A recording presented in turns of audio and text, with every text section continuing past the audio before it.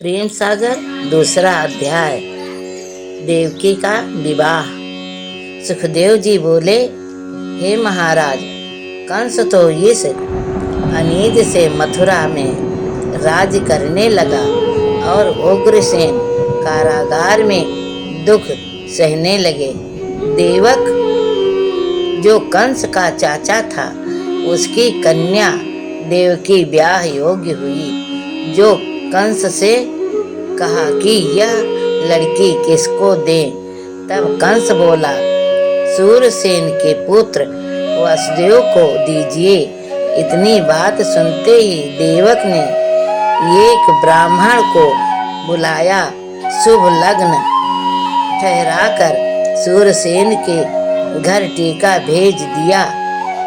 सूरसेन बड़ी धूमधाम से बारात सजाकर देश देश के नरेश साथ ले मथुरा में वसुदेव को ब्याहने आए। बारात का आगमन सुन अतिमान आदर अगवानी कर जनवासा दिया।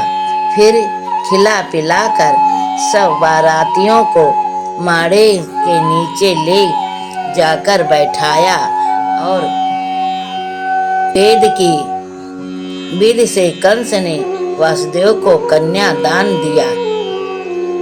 उसके कौतुक में 15 घोड़े, 4 सहस्त्र हाथी, 1800 रथ, दास दासी, अनेक कंचन के थाल, रत्न जड़ित आभूषण से भरकर अनगिनती दिए।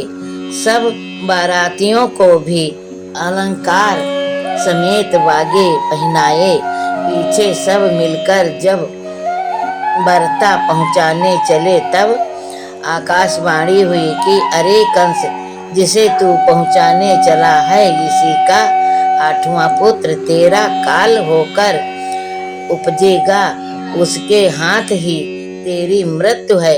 यह सुन कंस डर से कांप उठा और देवकी की चोटी पकड़ रथ से खींच लिया।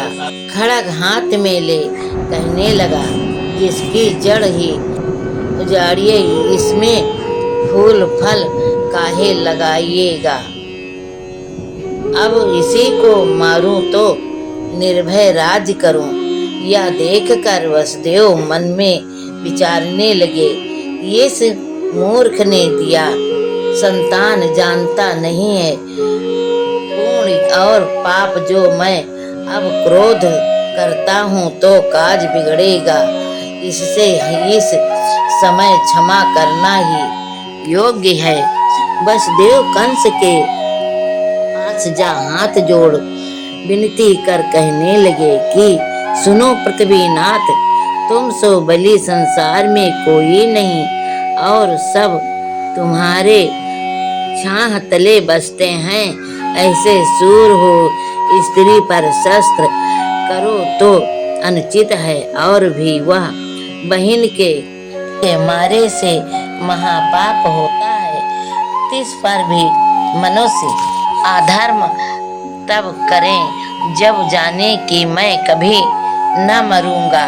ये संसार की तो यही रीति है, इधर जन्मा उधर मरा।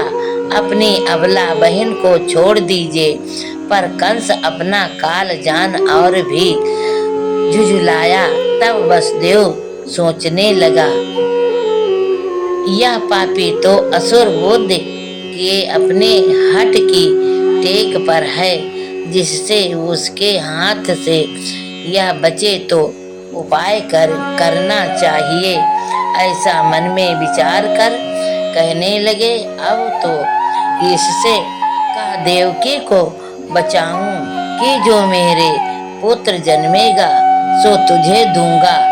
पीछे किसने देखा है कि लड़का होगा कि लड़की, यह दुष्ट मरे कि ना मरे, यह अवसर तो टले फिर समझा जाएगा। इस भांति मन में निश्चय कर वसुदेव ने कंस से कहा, महाराज, तुम्हारी मृत्यु इसके पुत्र के हाथ से होएगी। अतः मैंने एक बात ठहराई है कि देवकी के जितने लड़के होंगे उतने तुम्हें सौंप दूंगा, यह वचन मैंने तुमको दिया। ऐसी बात जब वसुदेव ने कही तो कंस ने मान ली और देवकी को छोड़ कहने लगा, हे वसुदेव, तुमने अच्छा सुझाव दिया जो ऐसे भारी पाप से मुझे बचा लिया। इतना का विदा हो अपने घर गए। कुछ समय पश्चात जब पहला पुत्र देवकी से हुआ तब वसुदेव लेकर कंस के पास गए और रोता हुआ लड़का आगे रख दिया। देखते ही कंस ने कहा, तुम बड़े सत्यवादी हो। मैंने जाना क्योंकि तुमने मुझसे कपट ना किया। निर्मोही हो, अपना पुत्र ला दिया। इसे कुछ डर नहीं है। यह बालक मैंने तुमको दिया। इतना सुन बालक ले दंडवत कर वसुदेव जी तो अपने घर आए। उसी समय नारद मुनि ने कंस से कहा, तुमने यह क्या किया जो बालक उल्टा फेर दिया?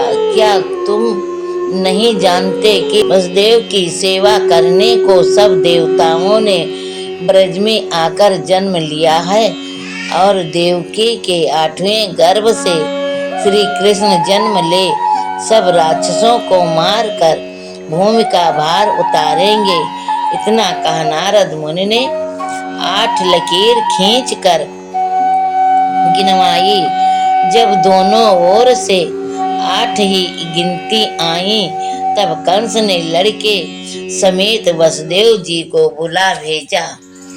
नारद मुनि तो ये समझा बुझाए कर चले गए और कंस ने वसुदेव से बालक ले मार डाला।